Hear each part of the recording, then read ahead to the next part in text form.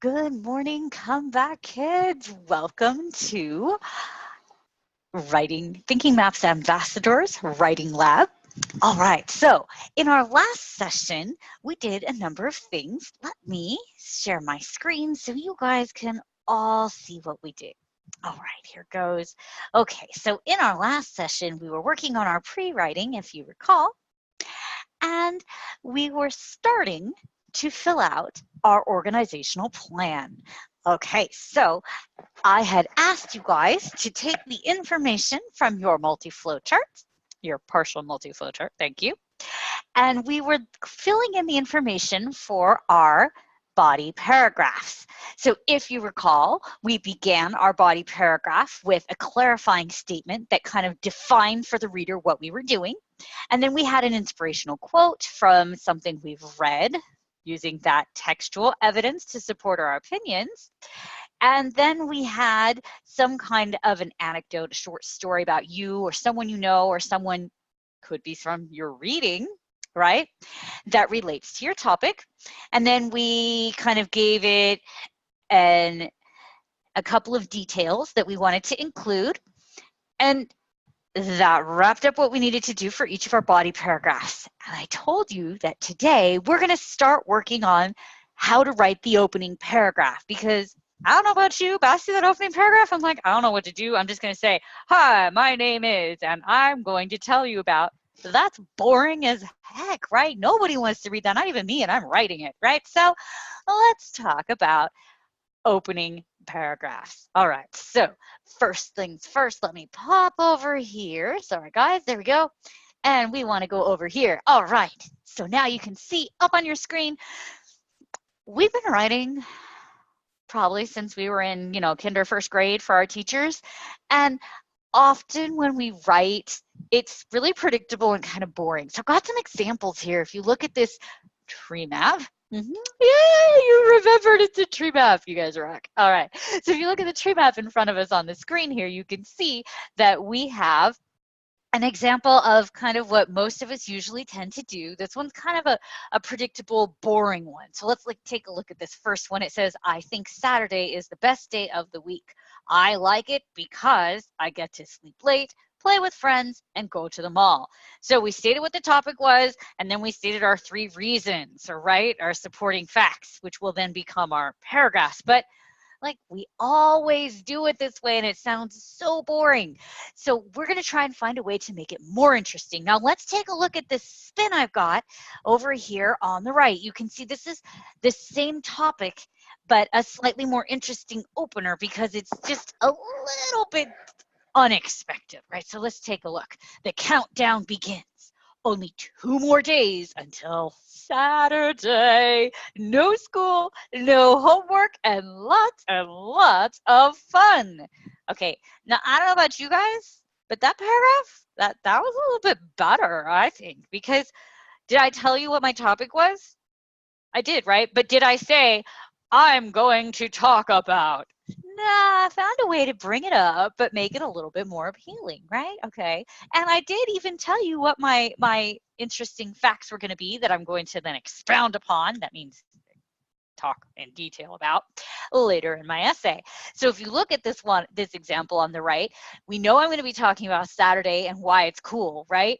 And you know you're going to hear about there being no school, no homework, and lots of fun. So 1, 2, 3. So those are my 3 topics that I'm going to discuss. So I introduced my topic. I gave you my 3 subtopics that I'm going to discuss, but I also made it interesting, right? Okay, let's look at another example. So over on the left, this second example here, you can see it says, my mother is my hero.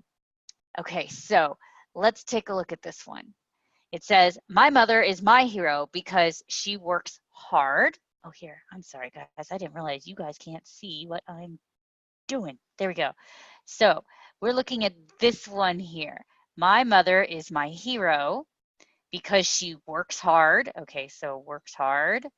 Helps me with my schoolwork, so helps me, and is a volunteer at the hospital. Oh, so I told you my topic, my mother is my hero, and my 3 subtopics, works hard, helps me with schoolwork, and volunteers at the hospital. So you can see we've got the information, but again, it's really predictable. It follows that pattern of here's my topic and these are the 3 things I'm going to tell you about it. Boring, right? We've done it a billion times. Let's see what it looks like with the spin. All right, so here we go. Here's the more exciting example. She may look like any other mom, but she is not like anyone I know. My mom is my hero because she exceeds all expectations of what a mom should do. All right, so if you look, I tell the reader what my topic is, right? I'm still saying my mom is my hero, but I'm also being a little bit vaguer here. So I give myself more room to write a little bit more before I tell the reader, hey, these are the 3 things I'm going to tell you about. I give myself a little bit more space. But you notice that this is a little bit less formulaic. It's not as much, plug and play, like I'm going to repeat the same pattern over and over again. It gives the reader something to be a little bit more interested in, right? Okay. So this is why we want to develop more interesting openers. It's more fun for us and for our readers. All right, so now we've got an idea that we want to develop more interesting openers, and you're like, yeah, Miss Bairden, that's great, but how? Well, let's talk about that. All right, so let's turn to our next item. Hang on, let me get this out of our way. Okay, and our next item is talking about types of openers. So let me pop over here and we will take a look. Oh, we want to make this a little bit bigger. Ooh, there we go. Okay, so now we're talking about types of writing to explain why openings. So in order to go over this, we need to have kind of a sample prompt. So the one I've got on here for you is asking, if you look here, it's asking us, our prompt is asking us to talk about, here's the prompt right here. So let's take a look. It says, everyone should learn how to read. Explain why learning to read is important. So in this prompt, that's what we're going to be writing about, why it's important to learn how to read. Okay. So we can see, if you look on our screen here, we have a bunch of different examples. So I'm going to go through them with you. The first one is a rhetorical question. So a rhetorical question is one kind of way to open your writing. And a rhetorical question is when we ask a question that we're not actually expecting an answer. We're just trying to make our readers think, or if we're speaking, our listeners think. Sometimes your parents ask those questions like, do you want a spanking? You're like, oh yeah, let me answer that one because there's no right answer to that question, right? So a rhetorical question is when we don't expect an answer. We want someone to stop and think. All right, so let's take a look. Remember, the prompt that we're looking at in this example is everyone should learn how to read, explain why learning to read is important. So here we've got a rhetorical question just to introduce our topic, right? That's all we're trying to do, is just introduce our topic, get that first sentence on the paper so we can start writing. So here we've got a couple examples. It says, can you imagine going through each day without being able to read any of the words around you? Now, is that a more interesting opener than I'm going to talk to you about why it's important to read? I feel like that one helps. It's definitely a better start, right? And we've got a second example. This is, again, a rhetorical question. So remember that we don't expect an answer. And you guys might want, as we're going through here, to jot down each of these types on your own paper with a little explanation of what they are, because, spoiler, you guys are going to get to practice some of these, right? I know, evil Mrs. Bairden, right? No, but this is good because it's going to make it so when we start to write, we have some strategies to help us get going with that opening paragraph. All right, so let's look at the second example for rhetorical question. If we're looking at that rhetorical question example, the second one right here, there we go. It says, how many times today have you used your ability to read? All right, so we're just trying to make the reader stop and think about our topic. So now they know what our topic is, but we haven't done the kindergarten thing where we're like, my topic is, right? Because we're a little older than that now. All right, good. So we talked about a rhetorical question. Oops, sorry, guys. Hang on. I keep forgetting I'm drawing. All right. We talked about a rhetorical question. Let's look at the next one. The next one is presenting a startling fact. So you guys may have done this in the past. or you may not have, and this one can be challenging. Sometimes you have to look harder to find the startling facts. I know when I do it, I use Google, but also if I'm taking an English class, I might have a journal or an evidence log where I could find these startling facts, right? Because like I can use textual evidence from my reading to help me start my essay. Brilliant! Yeah, that's why the teachers make you take those journals and evidence logs, right? Okay, so I might find a startling fact from my evidence log or my journal, or I might just Google it, right, and find a fact that I think is cool. All right, so here's 2 examples of startling facts. Remember, our topic is why we need to learn how to read. Okay, so our first example says a growing number of adults in the United States do not know how to read. Yeah, that is kind of scary, right? And it gets your attention. It's startling. Okay. And then we got a second one. It says, even though we spend billions of dollars each year on special programs in our schools, we still have students who do not know how to read. Yeah, shocking, right? That we could be spending billions of dollars and still have people graduating high school that can't read a McDonald's menu, right? Like that's just wrong. Okay, so this is a startling fact. It's just to get your attention. Good, so that's our second strategy. And our third strategy is to quote a respected source. Now, this can be anyone you think would be respected. Oh, maybe it's one of the authors you've been reading in your English class. Wait, so you're telling me again I could use a quote from my readings? Oh, brilliant. Okay, I know.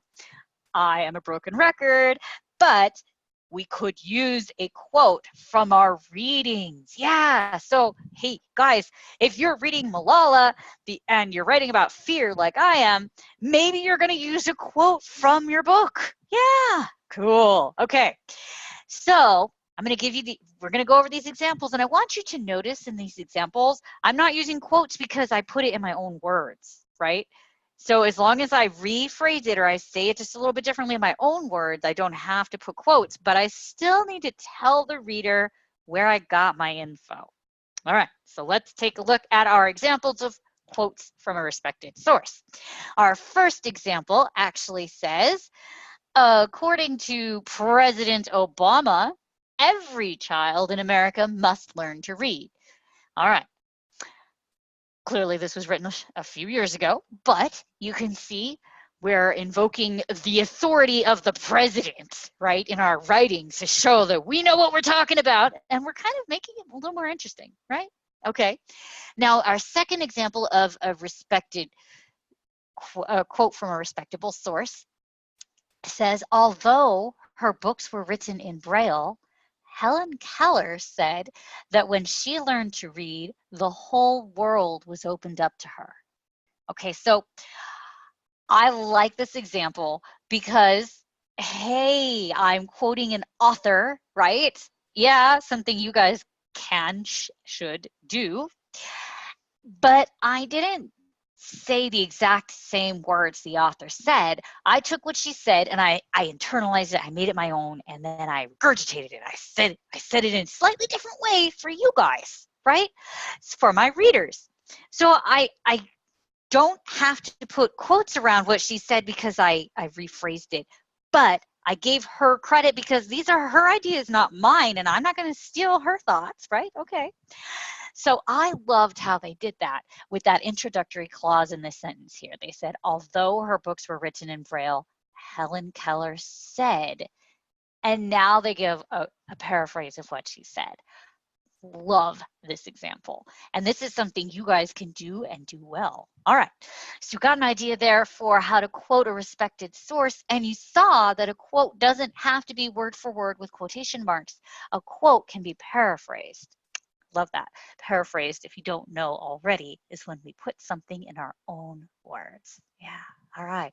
So hopefully you guys have jotted down a note or two about how to quote a respected source. Now let's move on to our next strategy. Yep, you got it. We're going to use a literary device. Okay, you say, what is that? Well, that might be a rhyme, or it could be alliteration. I think there's 2 L's there. Sorry, guys. My handwriting is terrible. Alliteration. You may remember alliteration is when we start a bunch of words with the same sound. Same beginning sound. And I have another example I'll show you guys later because alliteration is my favorite. I love it. All right. But you can also do something like an example where you use an analogy or a metaphor or a simile. And you guys have learned about those before. Remember, similes use like and as, whereas a metaphor uses is, and they compare two things. So let's take a look at the examples we've got of literary devices. By no means does this include all the literary devices. There are hundreds, if not thousands. But this is just an example. So let's take a look at our first one. It says, reading is the pathway to worlds beyond our own. So now we're comparing reading to a pathway, and we're using the word is. So, I know some of you will be able to tell me whether that's a simile or a metaphor. Yeah, I'll be asking. All right, I think you know. Okay, so that is a comparison. We're comparing reading to a pathway, and they're using the word is to make that comparison. So that would be one way you could start it. And it sounds kind of inspirational. Reading is the pathway to worlds beyond our own. Like, yeah, take me. I want to go, right? Okay, so we got the reader hooked, right? We're creating some interest. Awesome. All right, so another example of using a literary device says it is inviting, invigorating, and imperative. Reading is the most important skill that a person learns in school. Here's an example I was telling you about, that alliteration I was telling you about. See, we've got inviting, invigorating, imperative, all I words. Yeah. So we're using I words to create interest and draw the reader's attention. All right, so these are examples of using literary devices. And if you are unsure, check with your teacher. He or she will absolutely jump at the chance to help you learn some more literary devices. All right, so we talked about literary devices, and now we need to talk about the next one, which is to make a general statement. And in order to get to that one, I have to make this just a smidge. Yep. Can we do this? No, gotta make it. There we go. Okay, sorry guys, I know it's small. Let me see if I can, there, I can zoom this way. Okay, there we go. So we talked about using the literary device, and now we're going to be talking about making a general statement.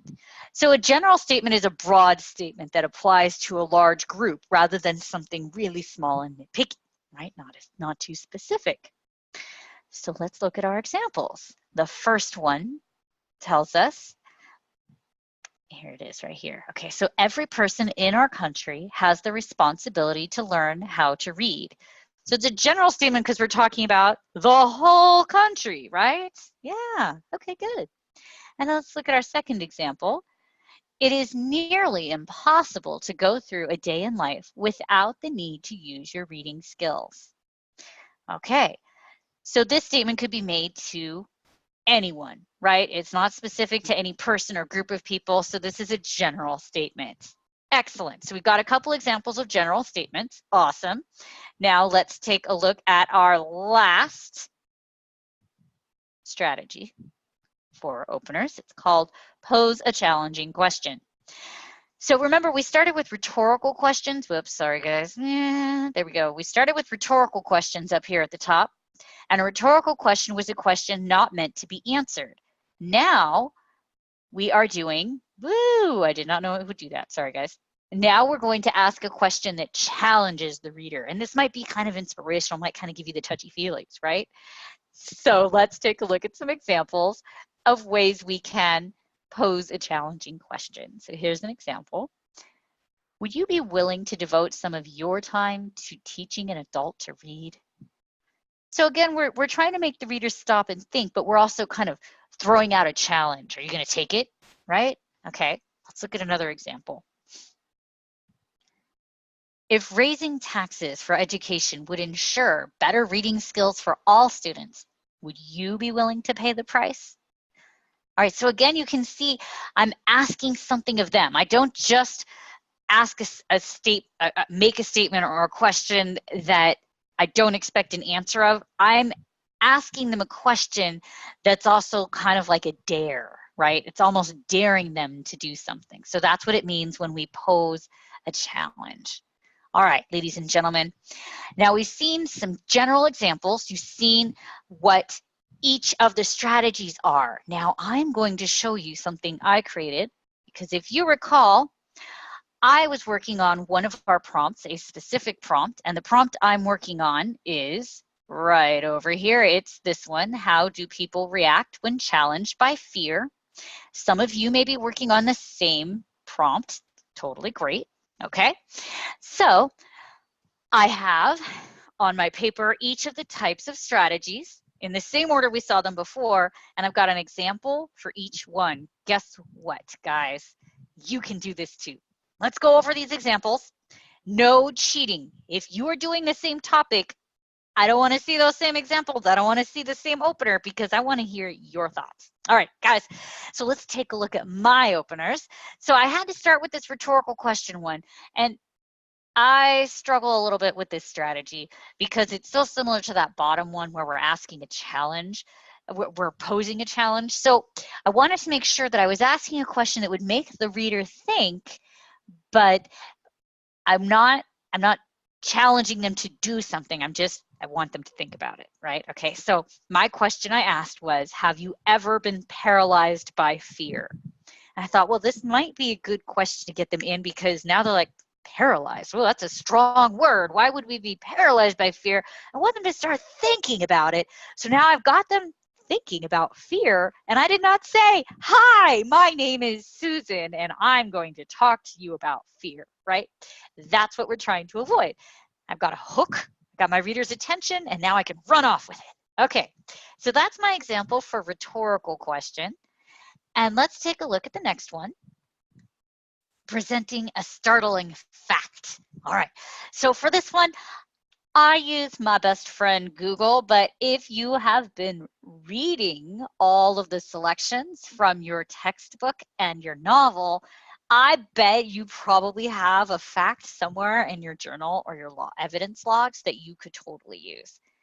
But since I have not been keeping evidence logs and journals, I had to use my best friend Google. And I simply put in facts about fear, picked one I liked, rephrased it, bam, right? Okay, so as it turns out, I thought this was a startling fact. Fear of spiders is the most common phobia. Like, I didn't know I was the only one. Okay, I knew a lot of people were afraid of spiders, but I didn't know that was the most common thing everyone was afraid of. So I thought that was kind of a neat fact to get us started. All right, so that's my startling fact. Got the reader's attention, right? Okay, and also the next one is to quote a respected source. All right, remember, again, I am not reading novels and the textbook selections, so I used a startling fact from a source that I've used in my own life. I don't know if you guys have ever heard of this one. If you've taken a psychology class, you may have, but there's this amazing website. It's called Psychology Today. It's really big in the field of psychology, and people post on there all the time. You find really great scholarly articles and articles just to help you work through problems.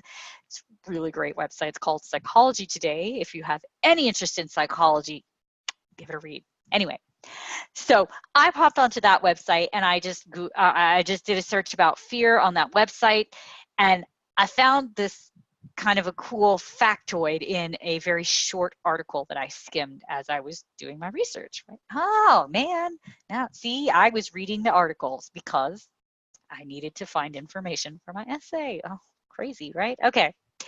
So in my quick reading through the website, I found this article that I thought was cool. I loved this little fact. So this is my little factoid. And remember that if I'm putting in my own words, paraphrasing, then I do not have to use quotations. But I gotta give credit where credit is due and make sure I tell my reader this is not my original idea. I stole this idea from Psychology Today. Right. Okay.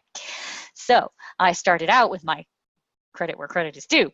According to Psychology Today, fear is a healthy brain function, and the lack of fear can be a sign of brain damage. Yeah, I thought that was kind of a weird little fact, right? Yeah, if you're not afraid of things, it could be a sign that something's wrong with you. Kind of comforting, actually. All right, so I gave credit to my source. I let everybody know where I found my information. And I actually had to read the entire article just to get this one little quote, but I kind of summed up the main point of like 5 paragraphs in one sentence. And so I didn't have to use a quotation mark because I put this in my own words. Yeah, right? Okay. So that's my example for quoting a respected source. Yay, not too terrible. All right, let's talk about literary devices. Now, I mentioned to you guys earlier, I really love alliteration. Yeah, I used to teach 8th grade, and I would make my students stand up in the classroom and recite Betty Botter bought a bit of better butter fast as they could. Yeah, we would record it, and we would time it. Love alliteration. That's when we repeat the same beginning sound, right? Yeah, some of you guys have heard of other ones. Peter Pepper bought a peck of pickled peppers, and Peter Piper picked a peck of pickled peppers. How many pickled peppers did Peter Piper pick? I know. I used to be able to say that even faster. Okay. Alliteration, my best friend. I love it. I use it in all my writing whenever I can. So I wanted to use that as my literary device. So you can see my example here. And I could do a better job, I promise I could, but I was in a hurry trying to get ready for class today, so I just wrote this one. Fearlessly fighting phobias frequently focuses one's attention on internal struggles. Right, I know, it's a little bit silly, and yeah. But you can definitely hear the repeating F sounds in that one, and it does mention struggling, but it's talking about phobias, which is fear, so I'm getting my topic out there, right? Okay, so that would be a way to use literary devices, and my favorite one of all. Okay, so next is make a general statement. Every person experiences fear at some time in life. Yeah, pretty much hard to refute that one, right? You can't really argue with that one. I don't know anyone I've ever met that didn't experience fear somewhere, right? So it's a general statement. It can be applied to anyone, but it does convey my topic. All right. Last but not least, pose a challenging question. All right. So I stole this one because I did read some of the first few chapters of Malala because I like that, and I really like it. So that's on my summer reading list, if not my spring break reading list, probably spring break. So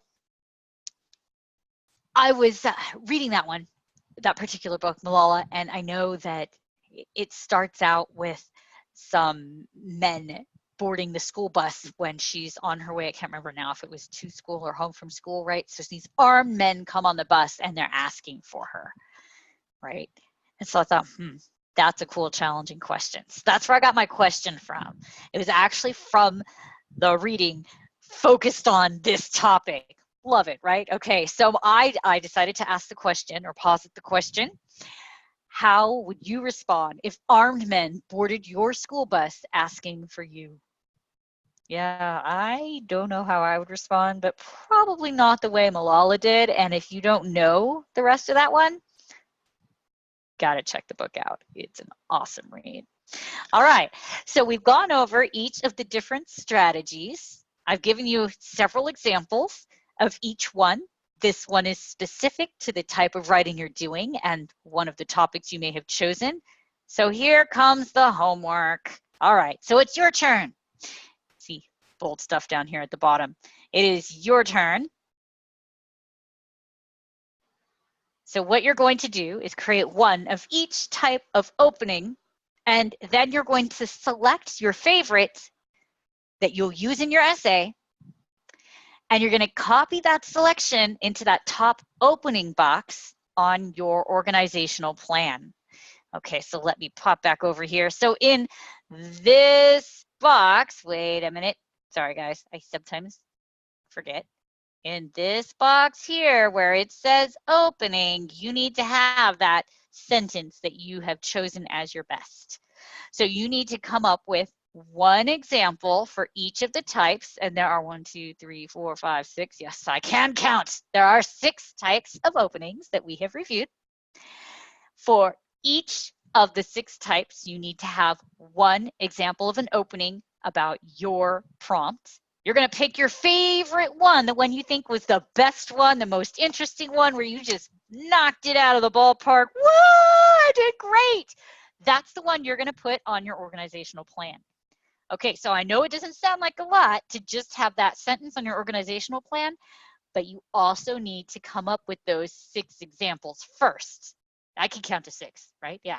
So you need your 6 examples, and then your favorite one will go on that organizational plan. And guess what we're going to work on next time? What's that? Yeah. Yeah, the opposite of the opening? Yes, you're right. The opposite of the opening. We're going to work on the closing. And then all we got left is some transition words to help us ease between the topics, and we'll be ready to write our rough drafts. Okay, ladies and gentlemen, I will see you next time with your opening on your organizational plan, ready to talk about different types of closing. All right, CBK, have a wonderful day.